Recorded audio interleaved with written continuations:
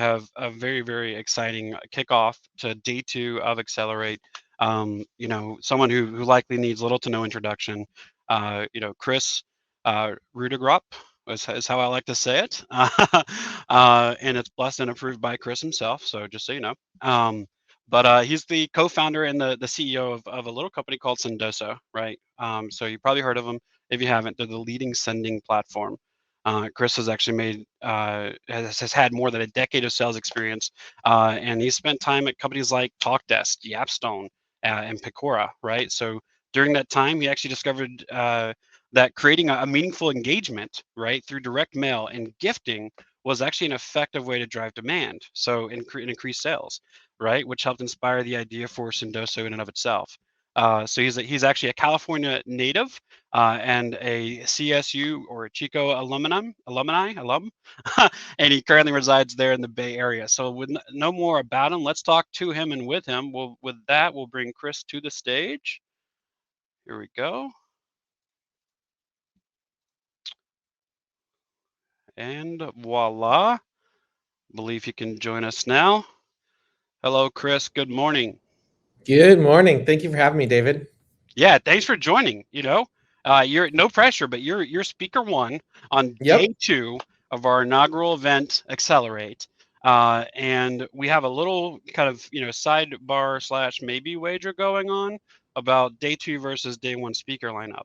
So no pressure at all, truly. But with that, I'll turn it over to you. And today, obviously, we're talking about mastering the art of revenue impact, which is a very important topic that we're all painfully and or thankfully aware of this time of year. So end of year, end of fiscal, new year, new quotas, all that fun stuff. So with that, I will truly shut up now and turn it over to you. Thank you so much. Excited to kick things off today. It's a great, fun-filled day with a lot of awesome speakers. So I will kick things off and jump into my presentation here. So let me, looks like I got to share my screen and get things started. All right.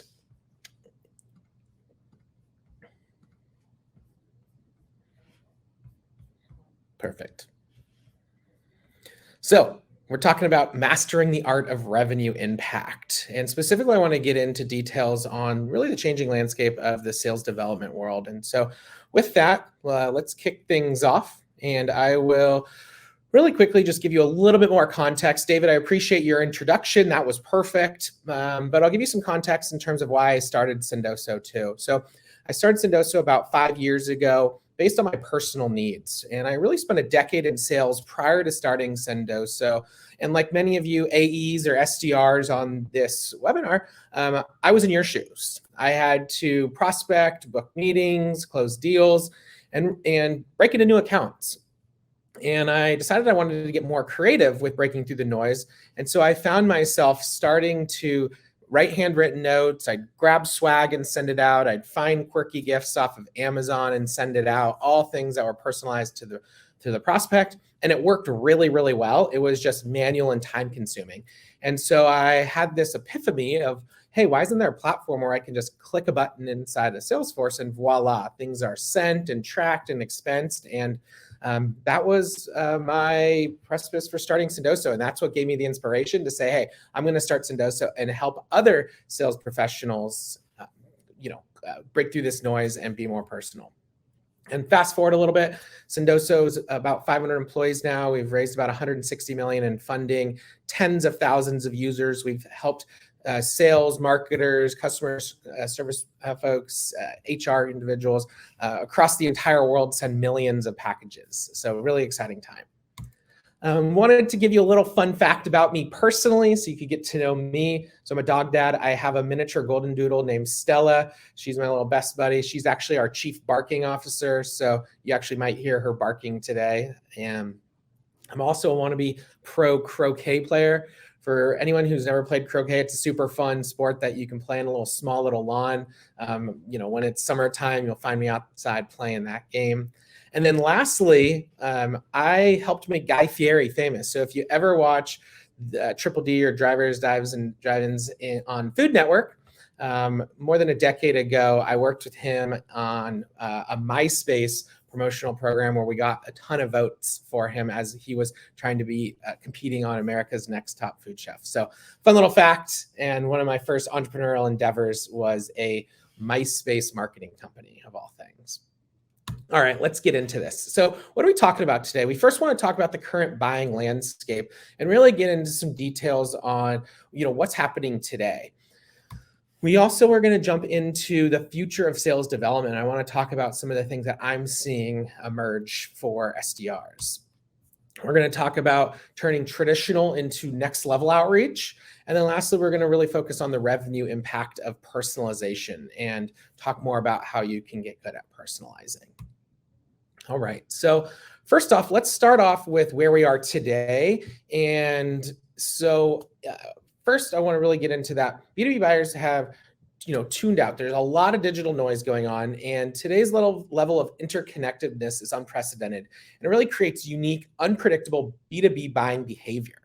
And so SDR's messaging could get lost in the sales funnel. And so what are you doing to really stand out so that you can get in front of your buyers? And really quickly, I want to take a step back before we get into what's next and really look at a couple different avenues. One, with email marketing. So email marketing emerged, way back in the 90s, and you can see that way back when, Hotmail was popular. There was stats that, the open rates were huge, and 400 emails were generating 13 million in revenue. Can you imagine that, sending 14 million or sending 400 emails and generating that much revenue? So it was a channel that was, early on and exploded. And back in 2001, we saw that there was about 600 billion emails sent. Now there's over 300 trillion emails sent. So that's something to consider. The other thing is digital marketing and advertising. So that has also continued to evolve as well. And way back in the 90s, you saw click rates in the 50% plus rate. Now we're seeing hundreds of billions, about 450 billion in ad spend with a 0.25% of click-through rates. So times are changing. What worked 10 years ago doesn't mean it's going to work today. So what are you doing to adapt and evolve? And I think that's really what I want to focus on today. The other thing that's important to consider is we are seeing a shift in B2B buying behavior. And over the next several years, digital interactions between buyers and prospects will break traditional sales models. So we're going to see more and more digital selling. And with that, SDR outreach still means broad cold outreach, quantity over quality, and impersonal interactions. So how do we evolve the sales development landscape? Because B2B buying is increasingly unpredictable. You can no longer use outreach, can be impersonal. You have to personalize it. And relationship building has always been important, but it's ever more important today. And we believe that SDRs play a critical role in building the relationship very first in the top funnel. And that's one thing that will remain constant is really how SDRs can really create meaningful connections into the sales process and ultimately getting creative to cut through the noise and capture people's attentions. So let's talk a little bit more about the future of sales development. And this is what really gets me excited. So the sales development playbook that SDRs have been using has changed. In order to increase response rates, book meetings, and make revenue impact, SDRs have to evolve their approach. And so different things are happening right now. There's an emergence of more tools. There's an emergence of more competitors. There's an emergence of more noise. And so with that, we have to really think about the individual and the prospect. And so what we're seeing is it's time to evolve. You've got to understand how the changing landscape is happening. You also have to work on how you get connected to that prospect. And so giving a significant part of the prospecting efforts and really creating that meaningful relationship. And so what I want to do is talk about how you can really leverage sending to really think about out-of-the-box ways to create highly personalized engagement. And so with sending and sending out gifts and direct mail and swag and handwritten notes, you can really think about how do you drive impact over activity. And I think years and years ago, it was all about activity. And I still see some SDR leaders really focus on the more activity, the better. And really what we preach here at Sendoso, and we really see some of the best SDR teams out there, they're focused about quality over quantity. And so really looking at how each touch point should matter and how do you capture that attention. The other thing that is extremely important in today's world is getting creative. Creativity is a competitive advantage, and how do you establish that wow factor? When we're interviewing for SDRs here, we actually interview on how creative an SDR can be. There's questions that we ask, and we really look at thinking about how do you get creative. It's one of those skills that people can learn. That's something that it's harder to automate creativity, and it's something that if you can get good at creativity, you can use that in your outreach.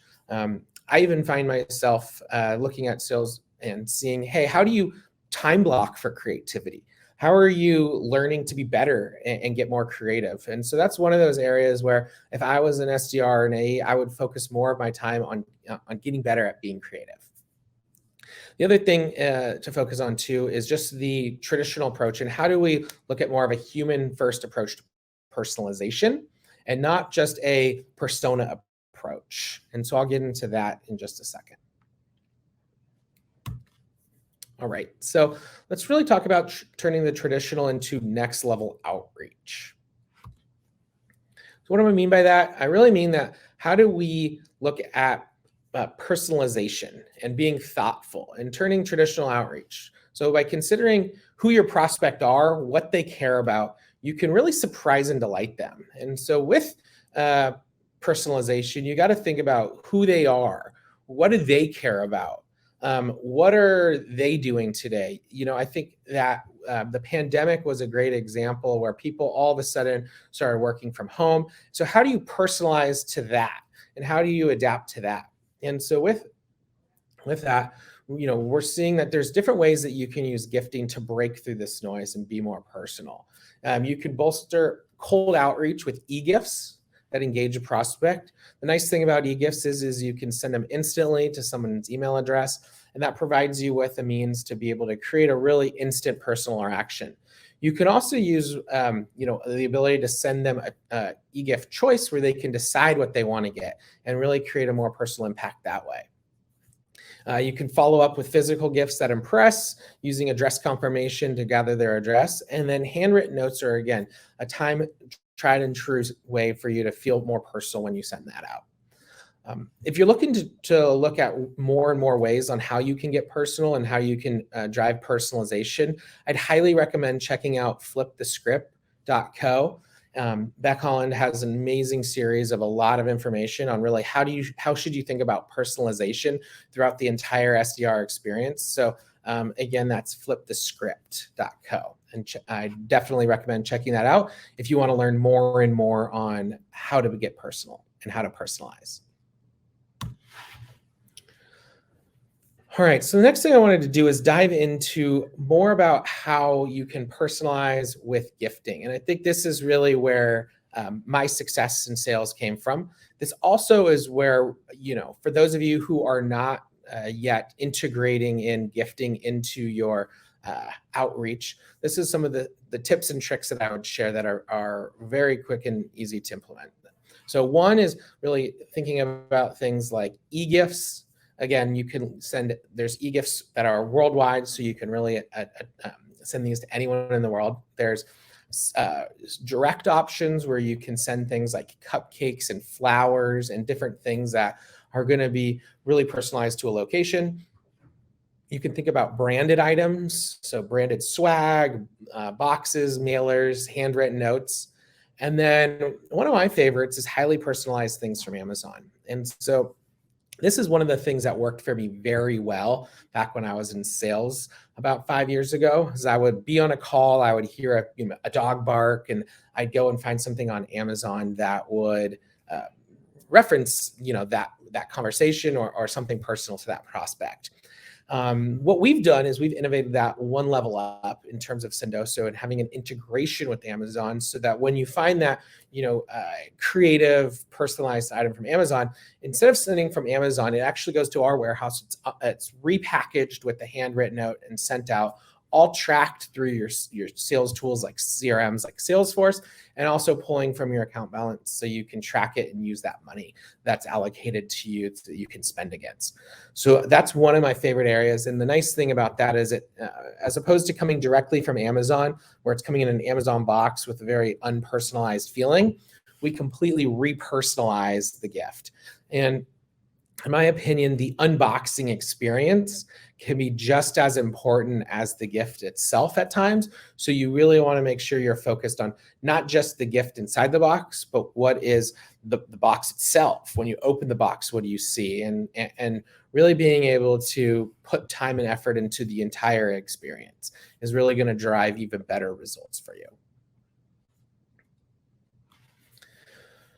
All right, so the next thing I want to talk about is how do you create more of a repeatable process? So when you're doing gifting and direct mail on your own, it can feel very, and without a sending platform like Sendoso, it can feel like you're putting in a lot of effort, and it can actually be very time consuming. And so as an SDR, you really want to make sure you can be efficient, strategic, effective, and also very repeatable. And so this is where integrating in a tool like Sendoso into your sales engagement process can really be something that allows you to be more effective and ultimately not have to think about when to send, but focus your time on what to send and what's the note that should be associated with this. So really what our team does, and what we've seen other really modern forward-thinking companies do, is you really think about the buying experience from start to finish, from top of funnel, whether it's from marketing driving inbound leads, or whether it's SDRs, and then to AEs, and then to CSMs and account managers.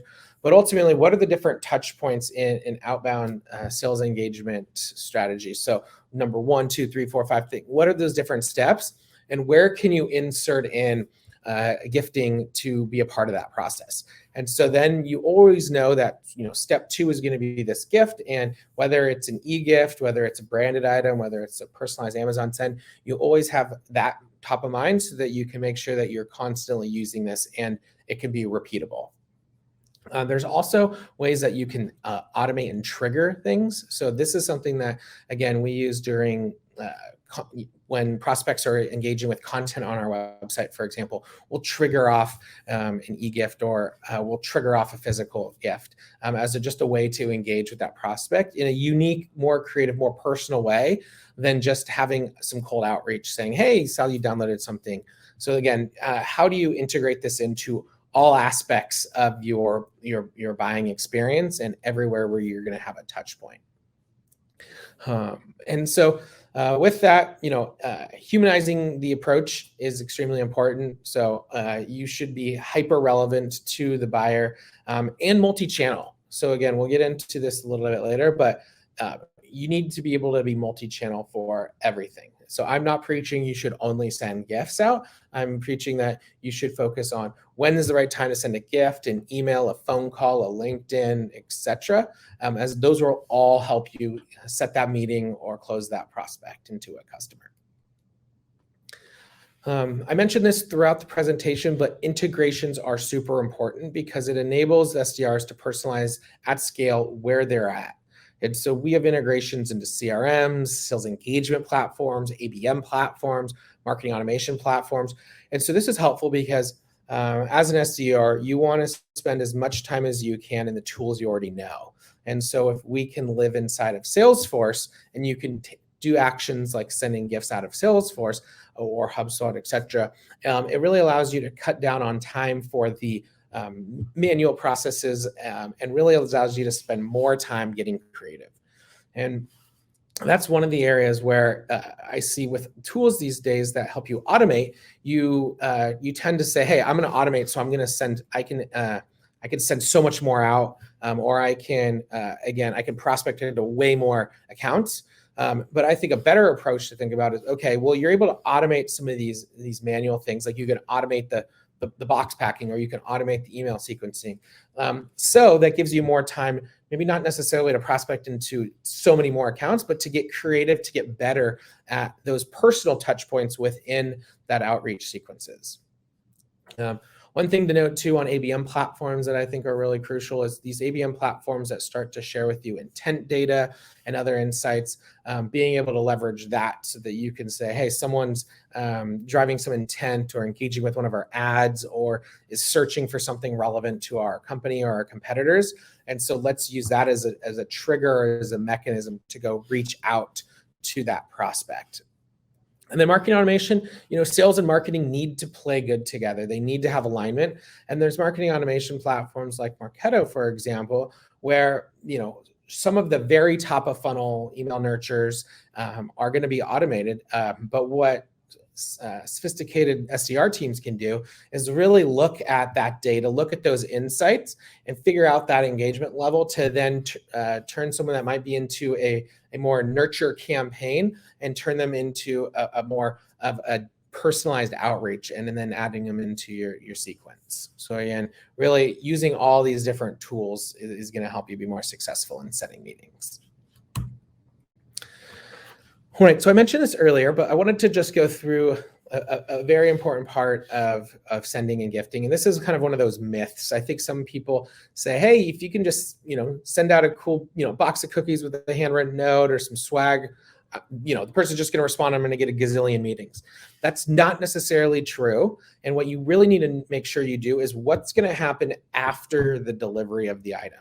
And this is really crucial, and sometimes a step that's less thought out of in advance. So I mentioned this earlier. You really have to think about each step of the sequence in advance. 1, 2, 3, 4, 5, 6, 7, 8, 9, 10, 11, 12, however many you have. So once the package arrives, at the customer's office, at their desk, at their home, what are you going to do next? And so this is really where you can use an orchestration tool or a sales engagement tool to come in and then, hey, as soon as that package arrives and I get a notification from Sendoso, for example, I'm going to call them and if there's, I'm going to leave a voicemail. If not, then I'm going to send a very personalized email referencing that package. So you're bringing it back to something that, they've opened up this box. Likely they see this. And so this is something that is going to allow them to remember, hey, that's right, I did receive that package. I should probably follow up. Then it's useful to see, hey, are they engaging with other content on your website, or, what is that next step action? So again, I really preach that you need to have a sequence and very thoughtful steps. You can't just spray and pray anymore. All right, so did a lot of talking in terms of theoretical examples. I wanted to share with you 3 or 4 specific examples of how either Sendoso or some of our top customers are using Sendoso, and just to share the impact that it's happening and the results, so you can kind of understand some of the results and what to expect. So the first example I wanted to use is how Sendoso uses Sendoso. We are using it every day, as you can imagine. And so an example from last year, we launched a work from home campaign where SDRs could send a relevant either a Sendoso choice for an e-gift. They could ask for the confirmation address, or they could send an address to prospects. And this was something where we gave, it was cookies, it was a piñata, and it was an e-gift card. And we really let the SDRs choose which one of those they wanted. And we also looked at things that were for something that a family could also enjoy. So like cookies and you have kids, for example, it's something where when you're at home, it's an easy thing to enjoy with the family. And after we analyzed the results, we saw that 20% of meetings were set with an 81% attendance rate. We saw that 76% of those meetings that received a gift converted to opportunities. And I think the most important thing is for every dollar we spent, we created $500 in pipeline. And this is one of the more interesting data points that I like to go a little bit more in depth on, specifically because gifting and direct mail cost money. As opposed to maybe phone and email and even social, you can get away with spending zero extra dollars on it, other than the time of day it takes. So some people might be hesitant to say, hey, how am I going to allocate more money into sending gifts and how much should I spend? And saying, hey, that, sending a $30 pinata with a note, like, that's expensive. But if you compare it to the impact of pipeline, then you could see in this example, every $1 we spent generated $500 in pipeline. Then you can, when you break it down to that metric, you can compare it to other paid mediums too, like ads. How many, for every dollar in ads, how much pipeline are you generating? Or if you look at other paid mediums too, you can see that. So I think that helps level the playing field and compare apples to apples. The next example I wanted to share with you is from a publicly traded cybersecurity company. They were using our platform to send targeted cold leads e-gifts. And so really their goal was to send out these Visa and food delivery e-gifts to prospects with a note from the SDR about using the funds to support local shops and local restaurants. And so they could either use the local e-gift we had or the Visa e-gift card to spend at a local restaurant. And I think that ties back to a greater cause. It also allows the SDRs to think about the messaging too. As I mentioned before, it's not just the gift, it's also the message. And when you can have a pre-created message that can resonate with the prospects, it makes it that much easier. And that's really where thinking about playbooks come in. And if you're a sales development leader on this call or an enablement leader, it's really how do you make gifting even easier for your SDR team? And it's coming up with kind of campaign-ish type of sends like this one, where the gift itself was more impactful because it was related to a cause. And in terms of just some quick metrics here, this program resulted in 53 opportunities created and over $1 million in revenue from this. It also created a lot of goodwill too. And of course, it gave back to some local businesses and restaurants, which is amazing. The next example I wanted to use is from Chili Piper. For those of you who don't know, they're a really great service that helps you with meeting bookings. We use it here. And calendar bookings, our SDR team uses it both from an inbound and an outbound, and also for lead routing from a perspective of booking meetings for the AE team. And so Chili Piper has been a Sendoso customer for a while now, and they wanted to figure out how can they open the door for new prospects. And really what they came up with was this genius idea. And if you can see in the little picture there, they're little hot sauces, which is super relevant since they're called Chili Piper. And they wanted to have some messaging around spicing up your office. And with that, they were able to increase meeting show rates by 33% by using this in the sales prospect. And I think the thing that I wanted to bring to attention here was really the creativeness of the messaging associated with the gift item, associated with the brand. And so sometimes the creativity can come in what you send, sometimes coming up with a creative message around the item itself and how it relates back to the brand can also drive up the response rates from using direct mail and gifting. So again, I come back to this time and time again, is how do you get creative? It's not just about closing your eyes, clicking a button, and sending out some cookies or a gift. It's how do you get creative with the message or the item itself. All right, so the next one I wanted to talk about is from Gong. And Gong's an amazing tool. Again, another customer of ours, and we use Gong as well for our meeting intelligence. And so Gong enabled their SDRs to build pipeline with Sendoso. And the demand gen team partnered with the SDR team to break into new target accounts. And so really what they focus on is they have a list of target accounts. And this was working with the SDR, with the director of demand gen. In this case, it was Russell Banzin. And he had these list of target accounts and said, hey, SDRs, we're going to send out these mini gongs with a handwritten note with no ask, and really having the SDRs follow up immediately after with an outreach sequence. And so the goal here was just to have some fun with it and send something out. In the case of the handwritten message, there was no ask or CTA on that. You might think that's strange. Hey, you're just going to send something out without CTA, but it played into the sequence really well because the email follow-up, which happened immediately after, was relating to that gong. And so that allowed the SDR to have more of a warm first outreach because they were able to reference something that was already on that prospect's desk. The cool thing about the mini gong too is it's something that had some longevity and was able to sit on people's desks and have some fun with that. And the result for this was over 400 in opportunities created in this campaign alone. All right, the last one I wanted to talk about was a company called League. They bolstered their cold outreach with Aegis and Sendoso direct items, specifically succulents. And so they were wanting to keep conversation.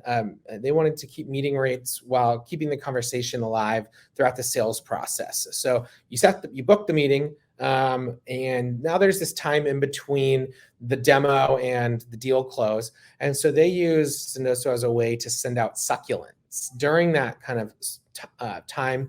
And they saw two things happen. One is it created an increase in cold outbound meetings booked. So they saw an increase there. But more importantly is they saw a 25% increase in closed won deals that included Sendoso. So they looked at deals that the account executives didn't send anything and deals that did, and they saw an increase there. And I think this goes back to this personal human approach to sales, where during the sales process, you might have a tendency to say, hey, checking in, are you ready to buy? Maybe not in those words, but you might use kind of a less than ideal strategy where you're really just kind of almost nagging the prospect to again get their attention to move the deal along. With this approach, the league saw that they were able to actually kind of give and get, where they sent out this gift just to stay top of mind, and again, almost from a psychological benefit, really drive that prospect to continue to engage over that long sales cycle process. All right, so last thing I wanted to get into is just the revenue impact of personalization, and really just talking about, again, the impact needs to be measurable. So this is where, as an SDR or a revenue organization, you need to be able to track the results back into your CRM or to your other tools as well, because it's all about tracking the data. And so, tools like Sendoso help with that too, because we're pushing data back into your sales engagement platforms, your CRMs. And so you don't have to manually track the success of these programs. It's automatically done for you. Here's some of the areas though where you can impact revenue, which is increasing response rates and open rates. You can book more meetings. You can re-engage stalled opportunities. You can accelerate the deals through the cycle, and then you can hit revenue targets. All right, so that is what I wanted to share with you today. Wanted to leave some time left. So David, do you want to jump back on with me and we can answer some questions?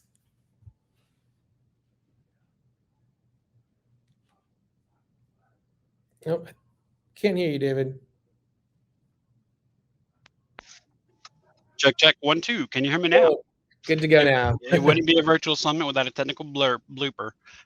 So I just want to say thanks, Kris. That was awesome. Truly, definitely a lot of key takeaways and new ways to think about what's old is new again, right? In terms of differentiation and taking a personalized approach and taking personalization even a step further.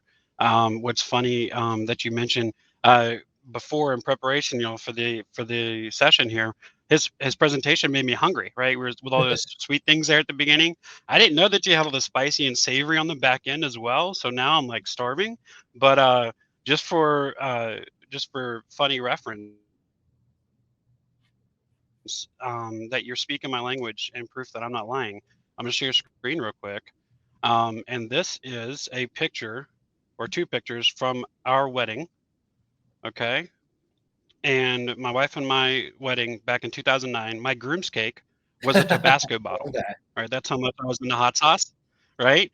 And then our wedding favors were some special blend recipes that we got to taste test and like curate with the manufacturer, some Youngblood hot sauce.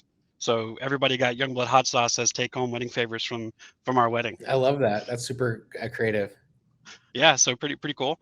So good deal. We definitely do have some questions. So the good news here is we got some to come in too. So one from Monthan, is there any industry metric or benchmark to see if direct mail is working? Like, how do you measure, validate, verify success for that? What does that look like?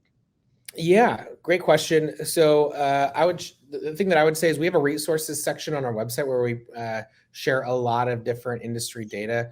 We released a state of the sending report earlier this year that talked about different benchmarks that you can look at.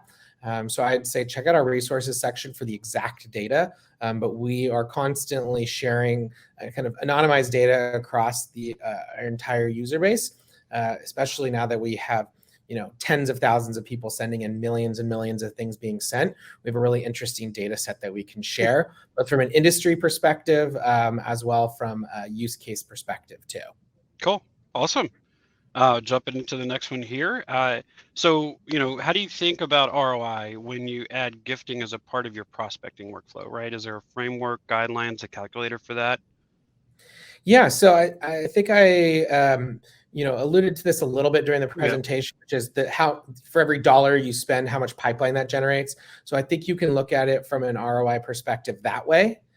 You can also look at ROI on gifting in terms of the ability for you to how much are you spending to acquire customers and what kind of your CAC and some of the more traditional go-to-market metrics where you're trying to understand how much does it cost to acquire a customer, and you can add that into the mix. There's also potentially ROI on how you look at leveraging a platform like Sendoso, where you can do more gifting than you could on your own because of just the more automated way. And also you can, when I was in sales, I found myself spending hours of my day at times packing boxes or trying to go out and source gifts, and that time should have been spent on selling. And so I think there's this kind of hidden cost of sales rep time, and how do you make sure that sales reps, SDRs, are more effective, more efficient, and using their time more wisely. Yeah, no, absolutely. We're definitely all about efficiency here, and making it easy for the user, right? So they can scale their efforts. I'm going to bring it to a personal question. Curious, how cool is it or beneficial would it be to be a close personal friend or family member of Kris's around the holidays? Because you're so passionate about gifting, I'm pretty sure Yeah. you probably gift pretty well. Is that a safe assumption? Very safe assumption. I'm obsessed with gifting. Awesome. Awesome. All right. I'm adding you to my inner circle top 5 on my MySpace 5 faves. So we're going to be tight like that. I've got another question here from Tom. So how can leveraging gifting without sounding like bribery, right? How can you do it without seeming like you're schemy or cheesy, right? And many times what's added here is that reps struggle leaning into gifting to prospects because they feel like it's bribing them to take a meeting, right? So what's your best practice for making sure That's a that's great not like that? question. And I think that, it's all in the messaging. It's all in the follow-up too, as I, again, alluded to earlier, in that, if you're saying, hey, take a meeting with me and I'll give you $50 to Amazon, that might not come across the right way. But in some of the examples I share with you is saying, hey, here's a gift card to a local business. We're doing a program around supporting local businesses. Or the gong example where there was actually no call to action. It was like, hey, thought you'd like this, little mini gong on your desk that you can hit when you, close a deal, Right. and following up later. And then in the email thereafter, you're kind of related back to that gift item. So I think it's all around thinking about what are you going to do before, what are you going to do after the gift to eliminate some of the bribery, and how do you personalize it? If you are seeing that, hey, this person just got a promotion, and you're referencing that, hey, here's some champagne to celebrate your promotion, and then you kind of use that as just another touch point. I think oftentimes salespeople, every time they have an interaction, they feel like they need a call to action that's very strong to get that meeting. But and sometimes if you know you're going to be reaching out, over a dozen plus steps, some of those can have very soft CTAs, or just kind of paying it forward and building rapport. And I think gifting can and play a good part in that. So you're using it as just a way to build that relationship. Got you. Awesome. So, unfortunately, we are coming up on time, but we do have a couple more questions. So, just food for thought. And as an FYI, Kris will be tagging you in a Okay. follow up with those questions on LinkedIn. So you can address them, personally if you want to. If not, we'll answer them as best we can as well, for the audience members. But thank you again for coming on and kicking off day 2 of Accelerate 2021 here with Outplay. And feel free to stick around, join in some of those sessions, join in on some of the chat and Q&A if you want to. I'm not going to pretend like you have that kind of time, but if you happen to, we certainly encourage you to participate as well. And audience, for those of you out there in TV land, as a reminder, feel free to continuously use and utilize chat, Q&A within sessions, as well as chat in the feed for the main event. And then here between sessions on the about a 3.5-minute break now that we'll be coming up to, feel free to join us in on the booth. We've got some special treats for you there today. Some folks broadcasting live, ready to interact and engage with you and address any other questions you might have, or if you just want to chat, you can join us there too. So with that, we'll end this with a poll and transition to the next phase. All right. Thanks again, Kris. See you, David.